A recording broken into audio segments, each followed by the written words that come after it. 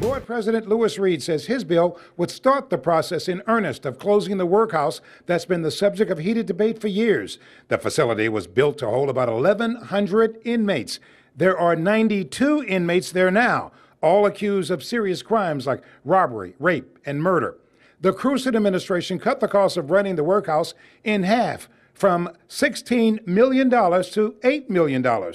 Many of those who want to close the workhouse believe all the city's inmates can be housed in the city's Justice Center downtown. What my bill would do was, number one, it would set out a timeline for the Commissioner of Corrections to get us a plan and also transition out of the workhouse in a reasonable manner. Reed's plan would use the workhouse money to create a program to stop repeat offenders. It would also create a neighborhood safety fund that communities could spend as they see fit to make their neighborhoods safe.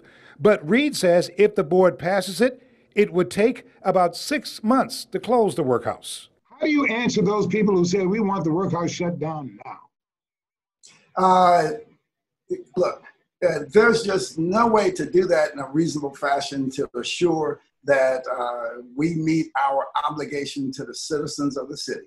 I talked to activists who want the workhouse closed. They say this is the first they're hearing about Reed's bill and wish Reed had talked to them beforehand. They don't think it should take a half year to transfer 92 inmates downtown. They want action now. There's only 92 people there. Every single one of those 92 people could fit in CJC today, and there would be well over 100 empty beds.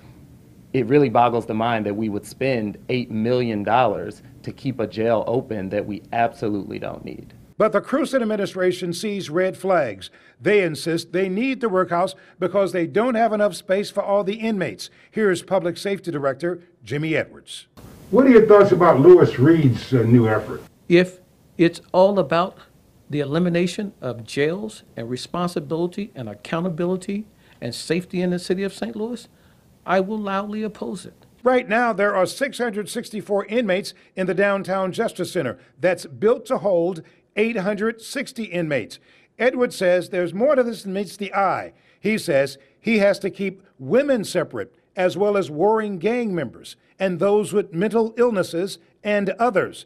As a result, he says, while there's a lot of empty spaces, it's all in an effort to keep the peace behind bars. When you start to count detainees, it's very, very complex. One bed does not equal one person. We have to separate people inside of our jails. The public safety director says Mayor Cruzen would like to shut down the workhouse, just doesn't know when. He says how many people are in the jail depends on the prosecutors, the judges, and criminals. Of course, I'll keep watch on this issue.